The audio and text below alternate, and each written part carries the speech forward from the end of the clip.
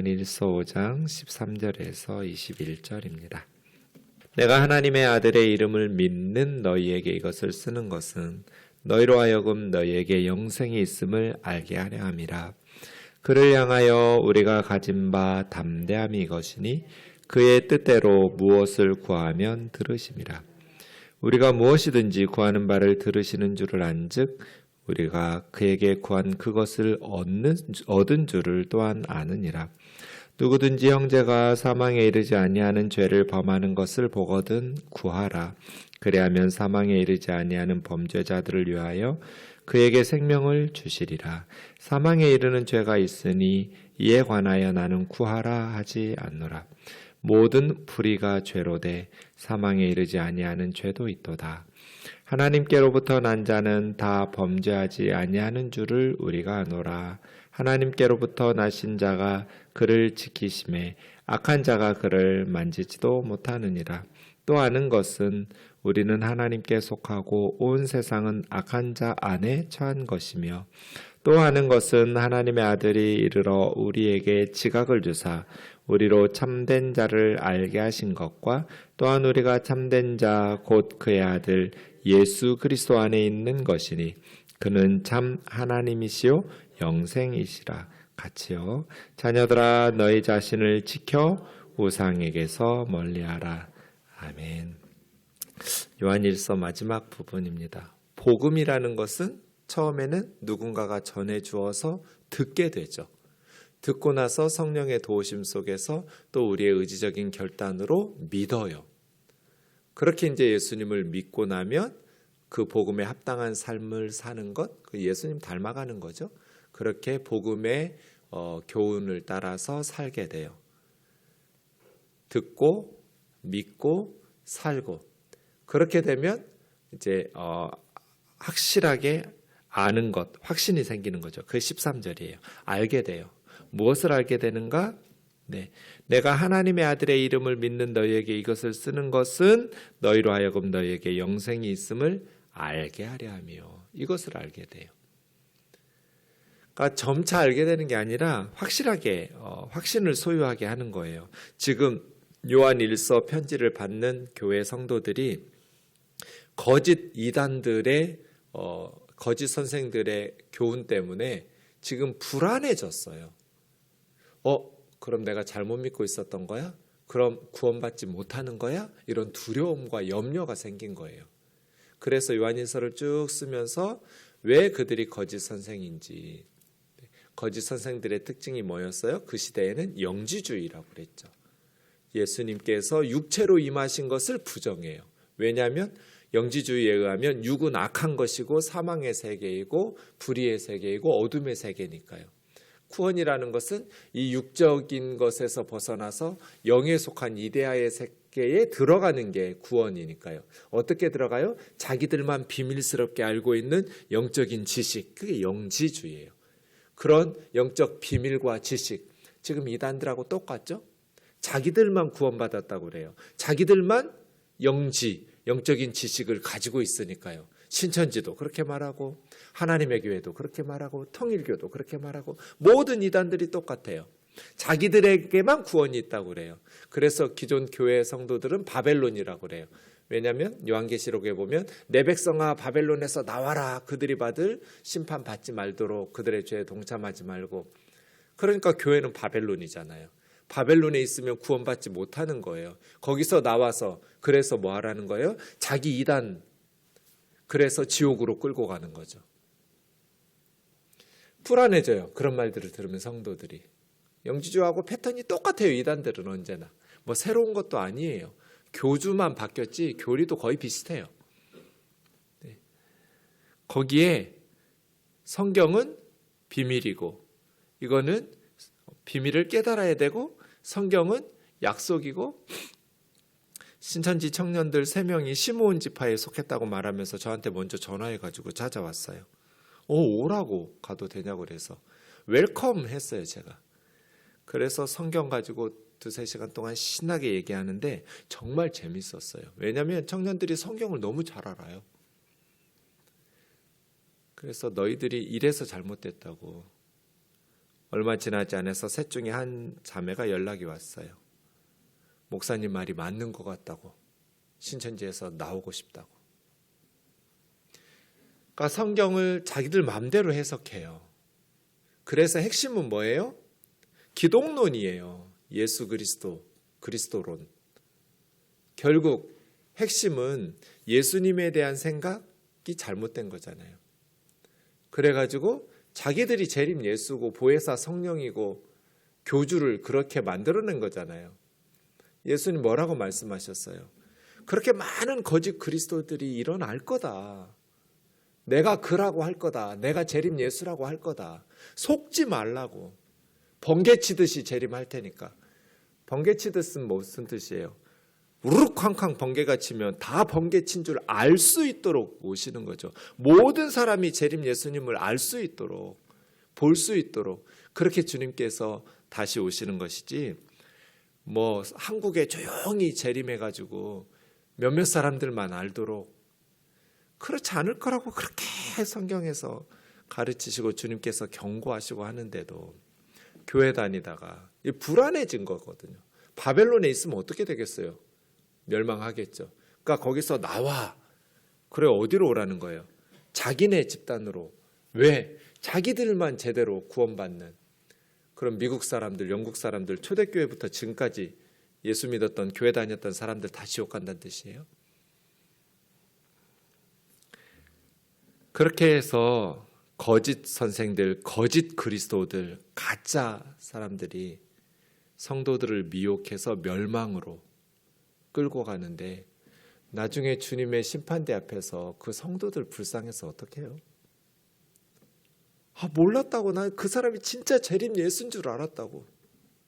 그게 통해요? 그럴 리가 없잖아요.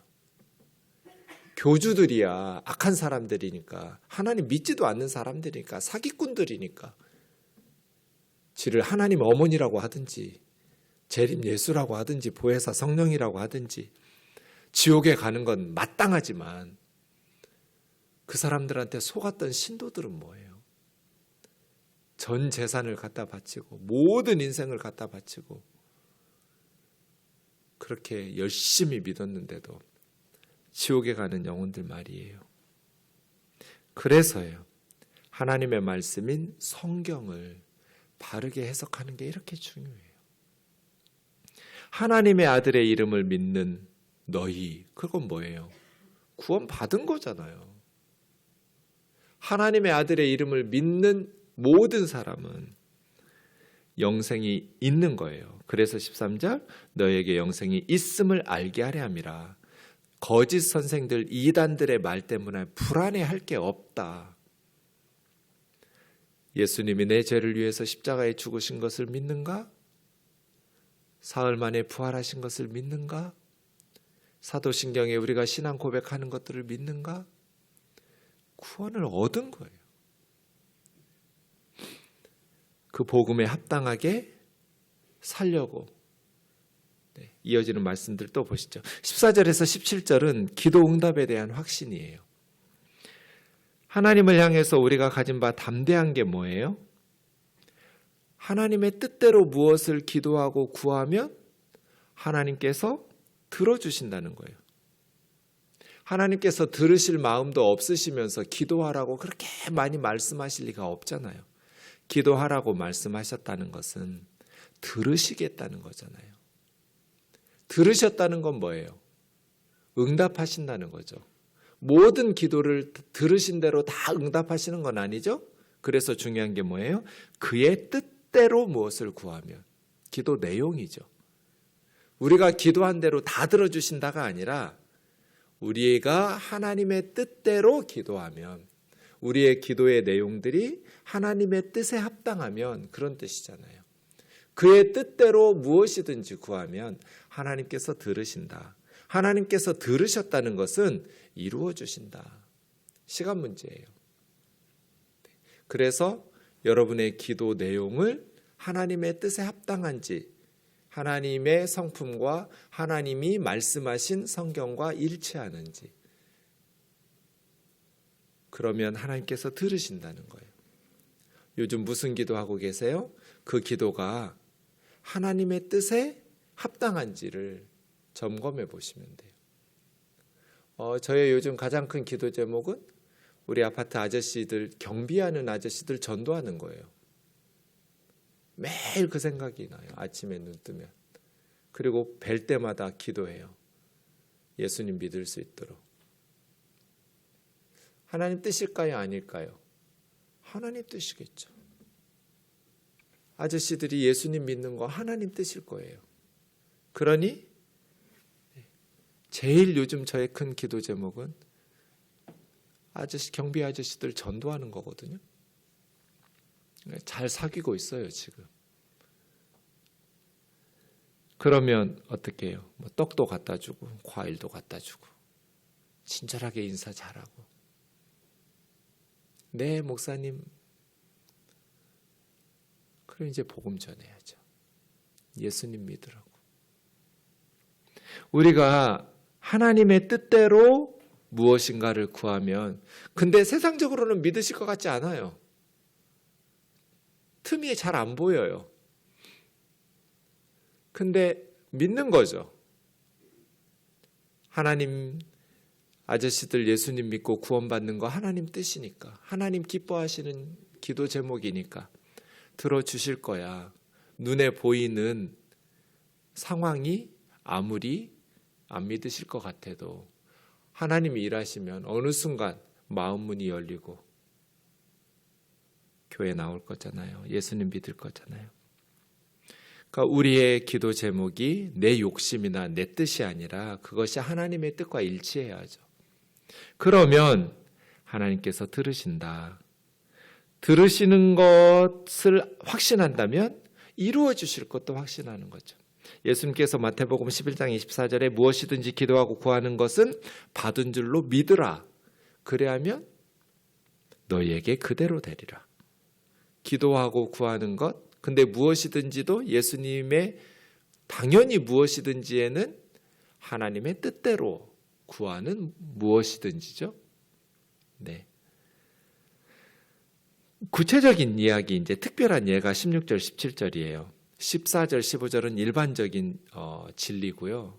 하나님의 뜻대로 무엇이든지 우리가 담대하게 하나님의 보좌 앞에 나아가서 기도하는 것, 예수님의 은혜 때문이잖아요.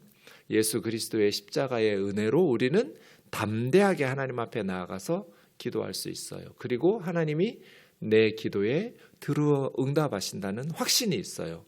하나님의 뜻대로 기도할 때. 구체적으로 16절, 누구든지 형제가 사망에 이르지 않는 죄를 범하는 것을 보거든. 자, 어떤 크리스찬이 죄를 지었어요. 모든 죄는 크든 작든 죄죠. 그게 이제 17절이에요. 모든 불의가 죄로 돼. 작은 죄는, 큰 죄는 그렇게 말할 수 있어요. 크고 작은 죄를 나눌 수 있겠지만 작다고 해서 죄가 아닌 건 아니에요. 모든 불의는 다 죄예요. 그러니 회개해야겠죠. 그런데 사망에 이르는 죄가 있고 사망에 이르지 않는 죄가 있어요. 그런 형제가 사망에 이르지 않는 죄를 범하는 것을 볼 때 사망에 이르지 않는 범죄자들을 위하여 구하라는 거잖아요. 기도해라. 그러면 그에게 다시 회개하게 하시고 생명을 주시리라. 사망에 이르는 죄가 있는데 이에 관하여서 나는 구하라고 하지는 않는다.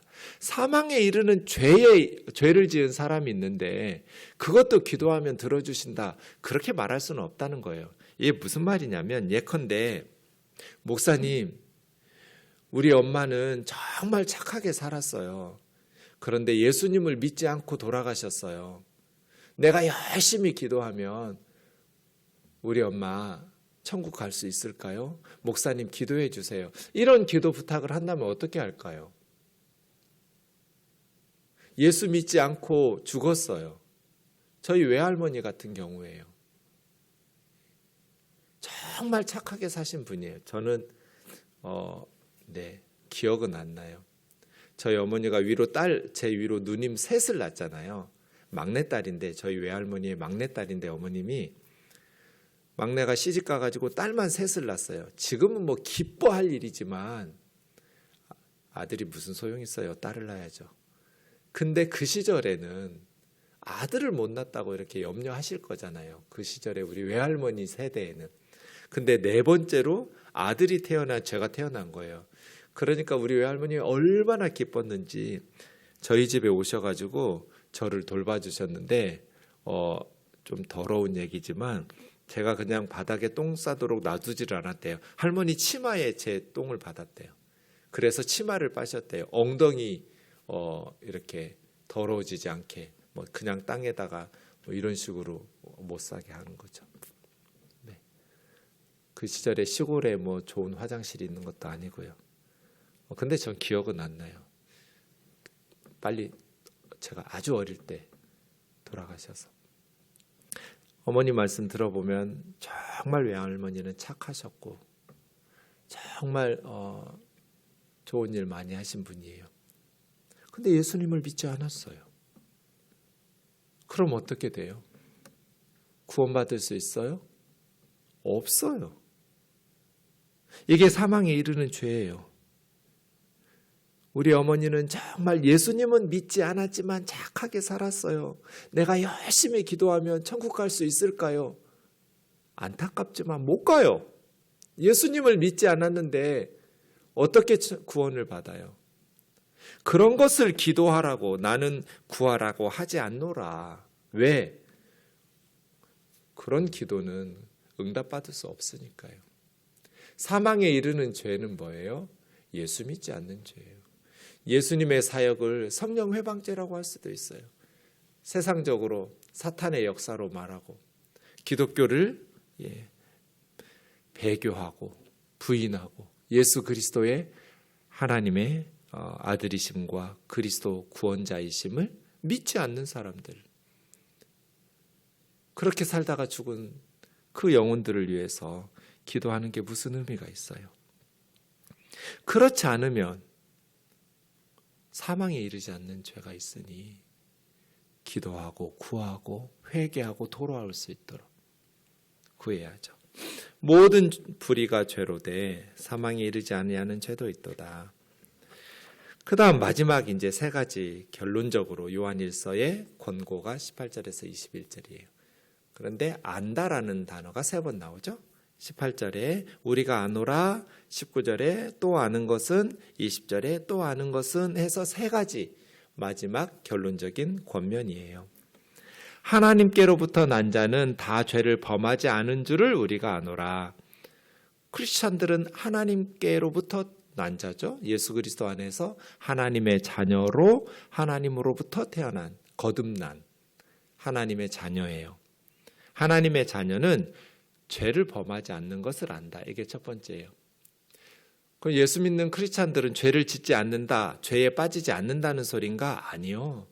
예수 믿는 우리도 죄를 짓죠. 죄에 빠져요. 좀 전에 말한 것처럼 모든 불의는 죄예요. 죄와 불의와 그렇게 빠지죠. 하지만 그럼 하나님의 자녀가 죄를 범하지 않는다는 건 뭐예요? 습관적으로 계속해서 죄에 머물러 있지 않는다는 뜻이에요. 영구적으로 계속해서 습관적으로. 성령님이 우리 안에 거하시는 가장 큰 증거는 회개한다는 거예요. 죄를 안 짓는다가 아니라 죄를 지으면 성령님은 거룩하신 영이기 때문에 우리 마음을 계속 괴롭혀요. 너 회개해야지. 하나님의 자녀가 그러면 안 되지. 성령님이 우리 마음속에 계속해서 우리에게 말씀으로 진리로 거룩하게 살 수 있도록 회개하도록 하잖아요. 만약에 죄를 계속해서 짓고 있는데도 마음이 불편하지가 않아. 그건 성령님이 없는 거죠. 성령이 우리 안에 거하시고 성령과 함께 우리가 살아가는데 어떻게 계속해서 죄를 지으면서도 회개를 안 하고 마음이 불편하지가 않고 양심에 화인 맞은 거죠. 이게 첫 번째예요. 하나님의 자녀들은 영구적으로 습관적으로 계속해서 죄를 범할 수 없다. 하나님께로부터 나신 자 예수 그리스도예요. 예수 그리스도가 우리를 지키시는 분이잖아요. 예수님이 우리를 지켜주심에 성령님이 예수님이잖아요. 예수님의 영, 하나님의 영. 우리를 지키심에 악한 자, 마귀 사탄이 만지지도 못한다. 그래서 우리는 죄를 짓지 않는다. 우리가 죄를 짓는 건 어쩔 수 없이 사단의 지배 아래 우리가 살기 때문에 죄를 짓는 게 아니에요. 우리는 악한 자의 영향력 안에 만지지도 못해요. 사탄은 우리를. 예수님이 우리를 지키시는데. 그래서 우리가 죄를 짓는 건 우리가 어리석고 우리가 원하고 우리가 죄 짓는 걸 좋아해서 짓는 거거든요. 두 번째, 또 아는 것은 우리는 하나님께 속하고 온 세상은 악한 마귀 사탄에게 속했다는 것이다. 둘 중 하나예요. 모든 인간은 둘 중 하나에 소속되어 있어요. 어디에 속해 있는가? 우리와 세상은 소속이 달라요. 구원이라는 게 뭐예요? 죄와 사망이 지배하는 사단의 나라에서 의와 생명이 지배하는 하나님의 나라로 소속을 바꾸는 거잖아요. 대표 바꿔치기거든요. 첫째 아담인 사단의, 이게 세상에 속한 자들이에요. 둘째 아담이신 예수 그리스도라는 대표로 바꾼 거예요. 소속이 바뀌는 것, 그걸 구원이라고 그래요. 우리가 예수님을 믿을 때 우리를 만지지도 못해요. 세상은 마귀에게, 사탄에게 속했어요. 그래서 세상은 죄 짓는 게 당연해요.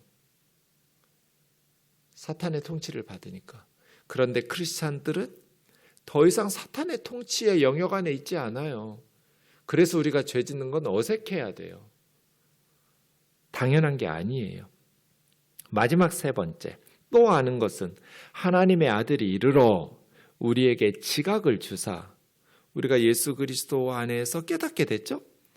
우리로 참된 자를 알게 하신 것과 예수님이 오셔가지고 우리에게 참되신 하나님을 알게 해주시고 또한 우리가 참된 자 곧 그의 아들 예수 그리스도 안에 있는 것이니 우리는 하나님의 아들 예수 그리스도가 오셔서 참되신 하나님을 알고 또 참되신 예수 그리스도 안에 거하게 되는 것이니 예수님은 참 하나님이시고 영생이시다.